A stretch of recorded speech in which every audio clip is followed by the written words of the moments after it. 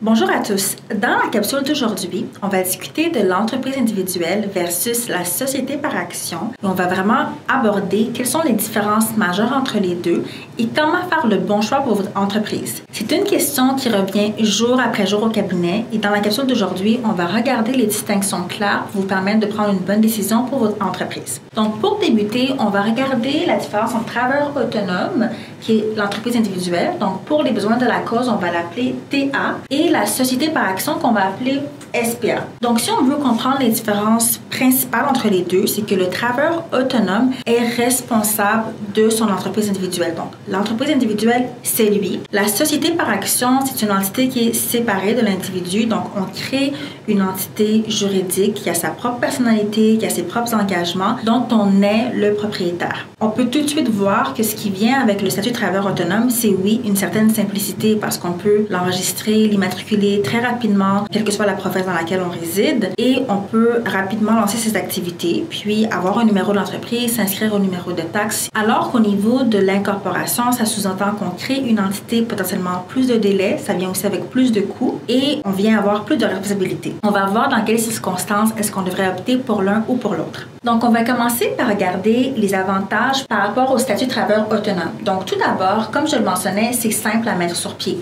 On peut faire ça l'espace d'un après-midi, on peut le faire en ligne seul de manière autonome. On est en plein contrôle, donc on peut ouvrir un compte bancaire, ce que je recommande fortement à mes clients, avoir un compte bancaire séparé, même s'ils sont travailleurs autonomes. Et ça vient aussi simplifier la gestion quotidienne parce que concrètement, le travailleur autonome va venir accumuler les différents profits générés par ses activités et déclarer ses revenus de travailleur autonome combinés à ses revenus de salarié s'il a gardé les deux statuts. Donc, on aime beaucoup cette option pour sa simplicité et aussi pour les très faibles coûts. Donc, c'est facile à démarrer et c'est très peu de coûts liés à la gestion.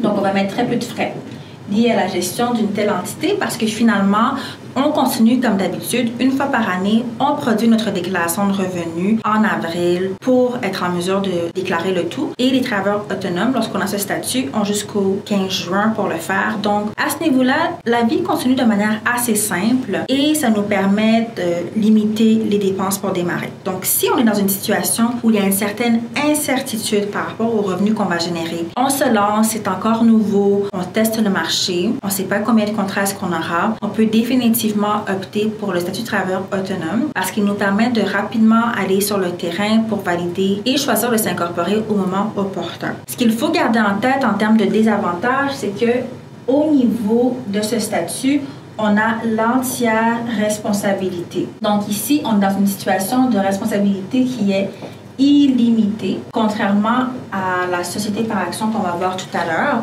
Donc ici, ça sous-entend que tout conseil qu'on prodigue, tout ce qu'on vend comme produit, on est entièrement responsable. Donc, c'est l'individu qui s'engage relativement à ce qu'il propose et on n'a pas de distinction. Donc, pour se protéger, on va devoir considérer, par exemple, une assurance professionnelle. Et aussi, cette responsabilité, elle est valide non seulement pour nos engagements, pour nos conseils à l'égard de nos produits, mais aussi pour les engagements financiers. Donc, ça s'ajoute aussi à toute dette qu'on aurait pu contracter en tant que travailleur autonome. Donc, si on décide de prendre une carte de crédit d'entreprise au nom de l'entreprise individuelle, même si ça nous donne la perception qu'on a une entreprise séparée, ce n'est pas séparé de votre personne. Donc, tous les engagements financiers sont également à votre charge, ce qui n'est pas négligeable parce que ça peut venir affecter votre code de crédit également. Donc, ça, ce sont des éléments à prendre en considération. Maintenant, au niveau de la société par action, on pourrait dire que c'est quasiment un peu l'inverse, dans le sens que ce sera, en termes d'avantages, si on commence par la fin, c'est sûr que c'est plus complexe à mettre en place. Idéalement, on va mettre en place notre société par action avec un avocat. J'ai fait une capsule sur le sujet du pourquoi. Que se passe-t-il si on le fait seul par rapport au long terme, donc les inconvénients qui vont nous rattraper un jour ou l'autre. Donc, c'est plus complexe. Il y a donc plus de frais de démarrage et non seulement au démarrage, mais aussi pour la gestion. Parce que la société par action, elle va devoir produire sa propre déclaration de revenus et elle va faire ses états financiers. Et en tant qu'actionnaire, nous, on est actionnaire, administrateur de l'entreprise et on va se rémunérer pour venir produire sa déclaration déclaration en tant que particulier. Donc, on vient alourdir son fardeau administratif. Par contre, ça vient avec une responsabilité qui, cette fois-ci, va être limitée. Donc, on vient vraiment créer une distinction claire entre la société et l'individu. Donc, la société est responsable pour les différents services et produits qu'elle propose. Donc, on vient protéger son patrimoine personnel.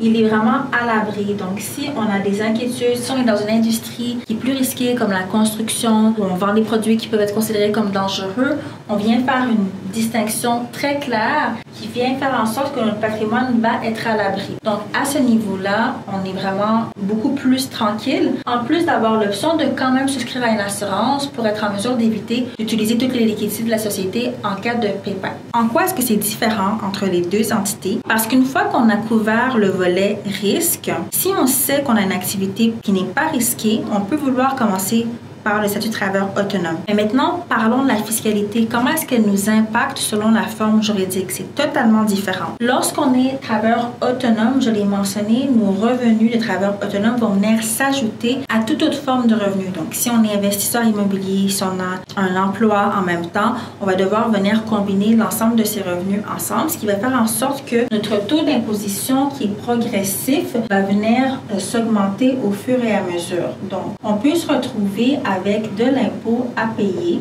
qui peut être relativement élevé si justement on a accumulé des profits assez importants. Donc, il faut rester vigilant tout au long de l'année. Il faut regarder c'est quoi la performance de l'entreprise. Est-ce que je dégage des profits ou je dépense plutôt plus que je ne gagne pour savoir est-ce que je devrais changer ma forme juridique. C'est très important, conseil d'amis pour tous les professionnels ou tous les travailleurs autonomes qui sont à leur compte, de garder en tête que si vous êtes profitable, vous allez vouloir mettre environ 30 à 40% de côté des revenus gagnés pour être certain d'avoir l'argent nécessaire pour payer l'impôt l'année suivante. Donc, 30 à 40% de ce qui reste après les dépenses devrait être mis de côté en prévision de l'année suivante parce que c'est en avril prochain que vous allez recevoir l'avis de cotisation pour vous permettre de payer l'impôt sur vos revenus de travailleur autonome puisque c'est pas prélevé à la source, contrairement à votre statut de salarié. Ensuite, au niveau de l'incorporation, dans son cas, elle a plutôt un taux qui est fixe. Donc, le taux d'imposition, il peut varier de 12% à 20% sur les premiers 500 000 de profit congénère. Donc, ça va dépendre si vous avez des employés, combien d'employés, etc. Donc, à ce niveau, ça nous permet d'avoir un taux d'imposition qui est fixe et on a plusieurs clients qui vont être salariés et travailleurs autonomes mais qui vont opter pour l'incorporation pour leur activité secondaire parce qu'ils ne veulent pas justement alourdir leur fardeau fiscal personnel. Donc, les deux se font, mais du moment où on opte pour l'incorporation, c'est très important si on décide de s'incorporer pour démarrer ses activités, de s'assurer que les profits, qu'il va rester des profits. Donc, concrètement, si on s'incorpore, mais qu'on vide l'entreprise, on vide la société à chaque année, il faut déterminer alors quel était le bénéfice d'opter pour l'incorporation parce que j'avais un taux d'imposition qui était plus bas que le particulier. Toutefois, je me retrouve à sortir 100% des revenus. Donc, est-ce que je l'ai fait, mon incorporation, parce que je voulais avoir une responsabilité qui est limitée? Aucun avantage fiscal? Donc, c'est là qu'il faut se poser la question. Pour moi, quelqu'un qui est dans une industrie qui est non risquée va opter pour l'incorporation parce qu'on a des surplus qu'on compte laisser dans la société et à ce moment-là, on va vraiment commencer à avoir des bénéfices, voir les avantages en lien avec l'incorporation parce qu'on va pouvoir contrôler la rémunération qu'on se verse. Donc, on va déterminer est-ce que je me verse salaire, dividende, quel montant pour contrôler son impôt perso, alors que le travailleur autonome n'a aucun contrôle à ce niveau-là. Un dernier point dont je voulais parler aussi, c'est qu'il faut considérer quelle est la croissance, quelle est la vision qu'on a pour l'entreprise. Dans le sens que si je souhaite évoluer dans les prochaines années et intégrer des investisseurs ou d'autres partenaires d'affaires, il faut savoir que ce statut ici de travailleur autonome ne me permettra pas forcément d'atteindre mon objectif. Donc, du moment où j'anticipe d'avoir besoin de financement, des investisseurs ou d'autres partenaires, je devrais considérer la société par action. Ici, je suis partie du principe qu'on démarrait seul. Si vous êtes 2 associés ou plus, l'équivalent du statut de travailleur autonome, ce serait celui de la SENC, donc Société en nom collectif. Donc, dans ce cas-ci, on vient s'associer et on peut s'immatriculer. Les bénéfices et les inconvénients sont les mêmes et on peut considérer aussi l'incorporation.